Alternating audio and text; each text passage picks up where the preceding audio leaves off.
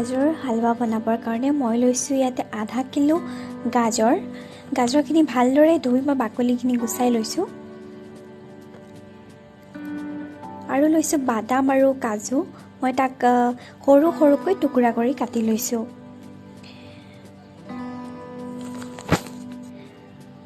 আমি গাজৰখিনি ৰুকি নোলোৱাকৈ আমি হালৱা বনাম গতিকে গাজৰখিনি সৰু সৰু টুকুৰা কৰি ল'ম ইয়া মই সৰু সৰুকৈ টুকুৰা কৰি লৈছোঁ এতিয়া মই মিক্সাৰ গ্ৰাইণ্ডাৰত গ্ৰাইণ্ড কৰি ল'ম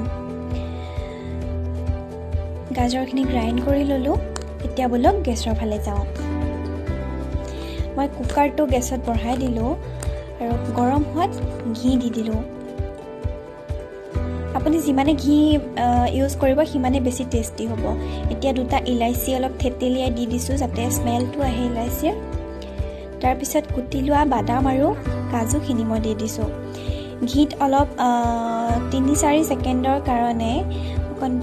ভাজি ল'ম ঘিতে তাৰপিছত গাজৰখিনি দি দিম গাজৰখিনি আমি 3-4 মিনিট ভাজি ল'ম ঘিত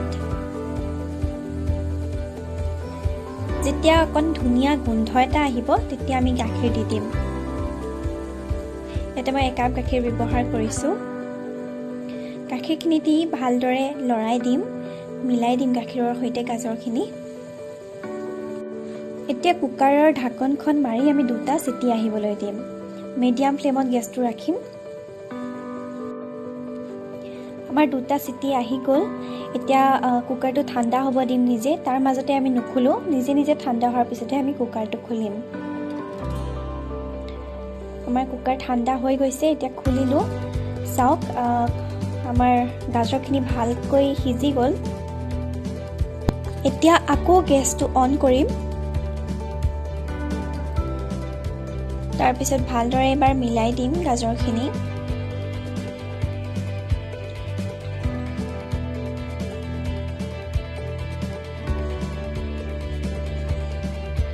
আৰু এতিয়া আমি চেনি দিম ইয়াতে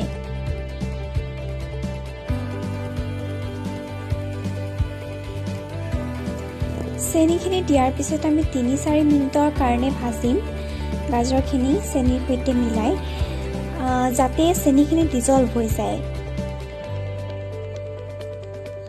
তাৰপিছত আমি 10 মিনিট মানৰ বাবে লৰাই আমি মাজে মাজে লৰাই ভাজি থাকিম আৰু যেতিয়াই গাজৰৰ ৰংটো আগতকৈ গাঢ়া হৈ যাব আৰু সাইডেদি ঘি ওলাবলৈ ধৰিব তেতিয়া আমাৰ গাজৰৰ হালৱা তৈয়াৰ হৈ যাব এয়া দেখিছে প্ৰায় 10 মিনিটৰ পিছত আমাৰ গাজৰৰ হালৱা তৈয়াৰ হৈ গ'ল ৰংটো দেখিছে কিমান সলনি হৈ গ'ল বনাই চাবচোন আৰু কেনে পালে ভিডিওটি কমেন্ট বক্সত জনাব আৰু এটা লাইক কৰি দিব আৰু চেনেলটো সাবস্ক্ৰাইব কৰি দিব থ্যাংক ইউ